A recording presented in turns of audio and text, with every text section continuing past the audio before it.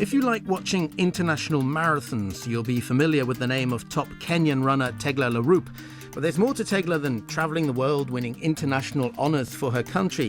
Back home, she's involved in the fight against cattle thieves.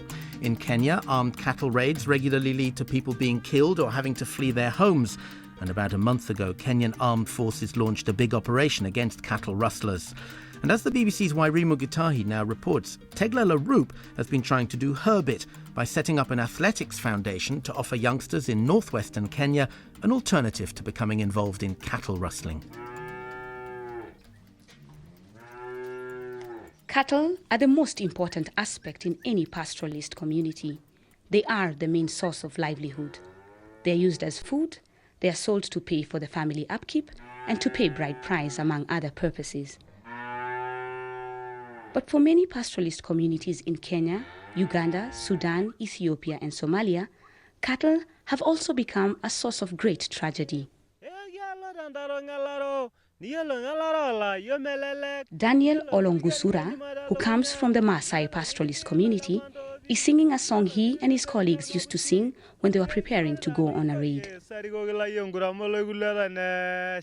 But after singing a few verses, Daniel tells me he can't carry on because the song reminds him of all the bad things he did when he was a cattle rustler, and this makes him very sad. Cattle rustling is a bad thing.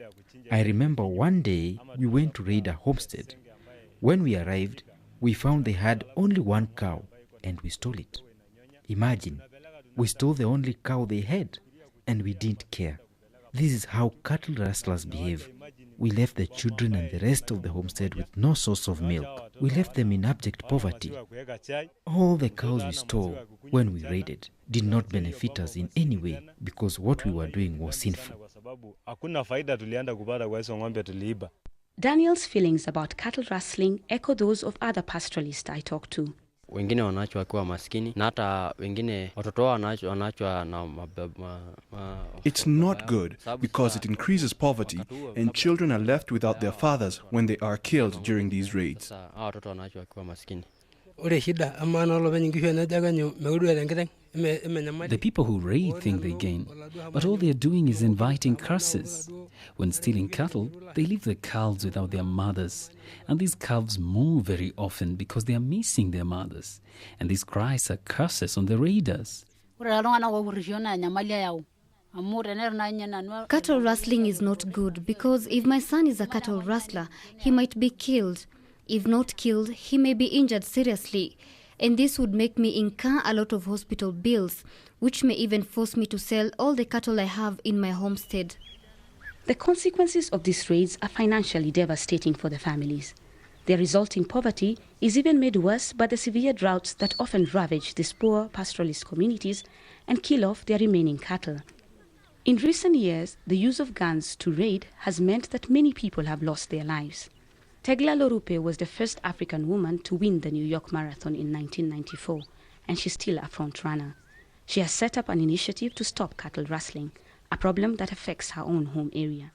My family were a victim several times of being raped, and who else can come and encourage these people? If somebody must come from this community, and it was only me.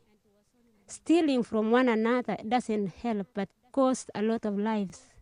And government should understand that there is a need to help these people so that they can have protection. Her initiative, the Tegla Loroupe Foundation, is involved in various development projects. Among them is a project to train talented teenagers who would otherwise be cattle rustling to become athletes. Mark is among a dozen young men who have changed their ways thanks to Tegla's initiative. Jina langu naitwa Mark Logtare. My name is Mark Lokitare. I'm 27 years old. When I was a young boy, I spent most of my time herding cattle. The area I come from has very poor infrastructure. There are no schools or hospitals, and the harvest is usually not enough. To escape this poverty, I decided to become a cattle rustler, thinking this would make my life better. I joined a big gang of cattle rustlers, and we used to live in the forest. We would attack villages and steal their cattle. I thank God because I never killed anyone. I carried a gun and often shot in the air when we were raiding, so if I killed anyone, I didn't notice. But some of my colleagues would sometimes kill if the people we were raiding tried to stop us from taking their cattle.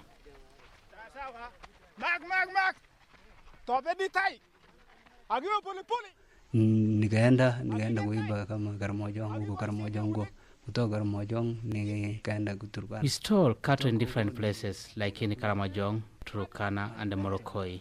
One day when we were in Morokoi, I saw people running up and down a hill. This was very unusual, so I asked why they were running and why they had cars trailing them. I was told that they were training so that they can compete. I thought this was a good idea because they said the people won fantastic prizes like cars. So I decided to join them. After talking to Tegla, I went and sold my gun and bought 2 pairs of sports shoes and tracks. From then on, my life changed for good. I never went back to cattle wrestling. The foundation organizes annual races in Kenya, Uganda, Sudan, Ethiopia, and Somalia to bring together warring pastoralist communities.